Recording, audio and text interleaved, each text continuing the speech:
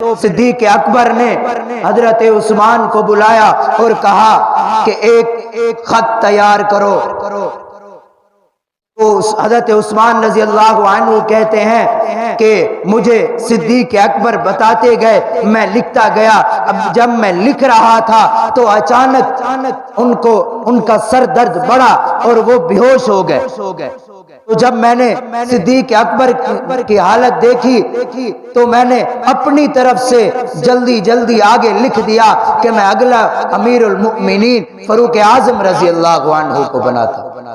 تو جب صدیق اکبر رضی اللہ عنہ کو ہوش آیا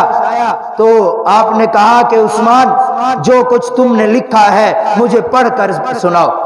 تو حضرت عثمان غنی رضی اللہ عنہ کہتے ہیں کہ میں نے صدیق اکبر رضی اللہ عنہ کو وہ سارا جو میں نے لکھا تھا، جو تحریر میں نے لکھی تھی، وہ پڑھ کر سنا دی۔ تو صدیق اکبر نے کہا کہ عثمان، اللہ تم سے راضی ہو۔ اور اس کے بعد صدیق اکبر نے مجھے اور میرے ساتھ ایک انصاری کو مسجد میں بھیج دیا اور کہا کہ جاؤ تمام مسلمانوں کو جمع کرو اور انہیں یہ میرا وصیت نامہ پڑھ کر سنا دو۔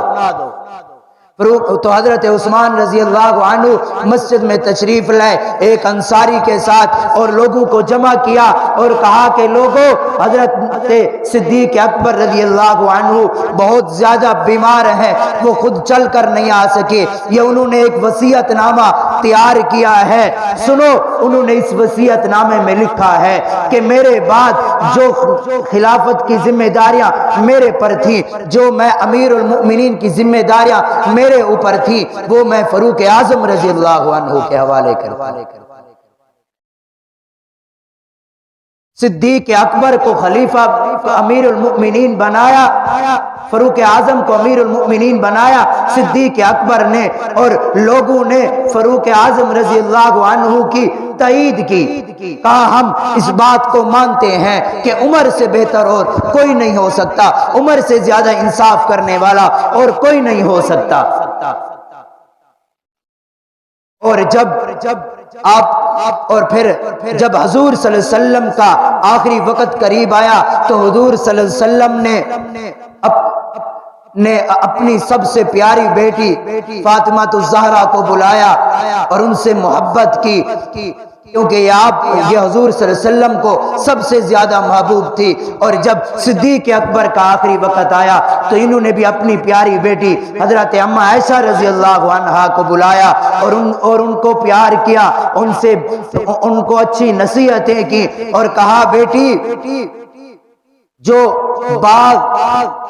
ایک باغ ہے کہ اس باغ سے جو میں نے 20 کھجوریں لی تھی،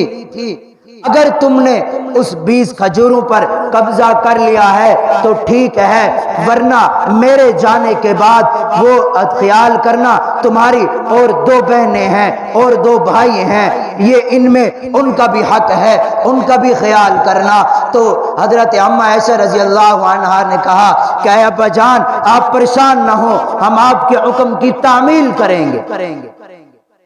تو جب انسان کا آخری وقت آئے تو جانے سے پہلے اپنی نصیحت کر دے، کہیں ایسا نہ ہو کہ ایک بیٹا بڑا ہو وہ سب کچھ وہ لے جائے، بیٹیوں کو کچھ نہ ملے، بلکہ سب کو برابر دیا جائے۔ اور کہا کہ میرے پاس کچھ زمینیں ہیں، میرے جانے کے بعد وہ مسکینوں کو اور غریبوں کو دے دینا، اور کہا کہ یہ ایک اونٹنی ہے اور ایک غلام ہے اور یہ غلام ہے، اور جب میری وفات ہو جائے تو یہ فاروق اعظم رضی اللہ عنہ کو دے دینا اور کہنا کہ انہیں غریبوں میں تقسیم کر دے، ان کو دے دے۔ تو حضرت عائشہ رضی اللہ عنہا نے کہا کہ ابا جان، ہم آپ کے لیے اچھے کپڑے تیار کریں گے، اچھی چادر لے کر آئیں گے آپ کے کفن کے لیے۔ تو صدیق اکبر نے کہا امیر المؤمنین ہے، کہا کہ ان نئے کپڑوں کو سب سے زیادہ ضرورت زندہ لوگوں کو ہے، غریبوں اور مسکینوں کو ہے، میری یہ جو پرانی 2 چادریں ہیں انہی کے اندر مجھے کفن دے دینا،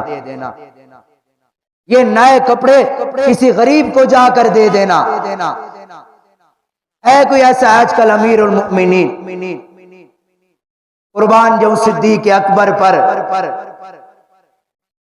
سب سے پہلے اسلام کی تصدیق صدیق اکبر نے کی، سب سے پہلے جس نے اسلام کا کھلم کھلا اظہار کیا صدیق اکبر ہے، جس نے اپنے بدن کو لہو لہان کرایا صدیق اکبر ہے، جس نے حضور کے لیے مار کھائی صدیق اکبر ہے، جس نے معراج کا واقعہ سب سے پہلے جس نے اس واقعے کی تصدیق کی کہ کس طرح حضور صلی اللہ علیہ وسلم مسجد حرام سے مسجد اقصی پہنچے، پھر مسجد اقصی سے ایک ہی رات میں ساتوں آسمان سے سدرۃ المنتہا، پھر وہاں سے اللہ کے پاس، اللہ سے جنت اور جہنم کی سیر کر کے ایک ہی رات میں واپس ہے، جس نے بغیر سوچے سمجھے اس واقعے کی تصدیق کی وہ صدیق اکبر ہے، جس نے حضور کے لیے اپنا سارا مال و جان قربان کر دیا، اپنے آنے والے نسل کے بارے میں نہیں سوچا، اپنی اولاد اور بیوی کے بارے میں نہیں سوچا، صدیق اکبر ہے جس نے حضور صلی اللہ علیہ وسلم پر فوراً کلمہ پڑھ لیا، کوئی تصدیق نہیں مانگی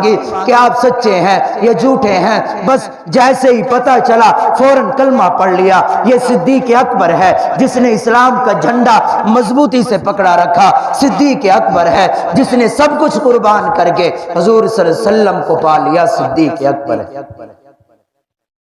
کل قیامت کے دن کوئی ایمان کی دولت لے کر آئے گا، کوئی تہجد کی دولت لے کر آئے گا، کوئی نوافل کی دولت لے کر آئے گا، کوئی سنتوں کی دولت لے کر آئے گا، کوئی قرآن کی دولت لے کر آئے گا، کوئی حج عمرہ کی دولت لے کر آئے گا، کوئی صدقہ خیرات کی دولت لے کر آئے گا، کوئی ماں باپ کی فرما برداری کی دولت لے کر آئے گا۔ الغرض ہر انسان کوئی نہ کوئی دولت لے کر آئے گا، قربان جو صدیق اکبر تیرے پر تو محمد کی رفاقت کی دولت لے کر آئے گا، محمد کی دوستی کی دولت لے کر آئے۔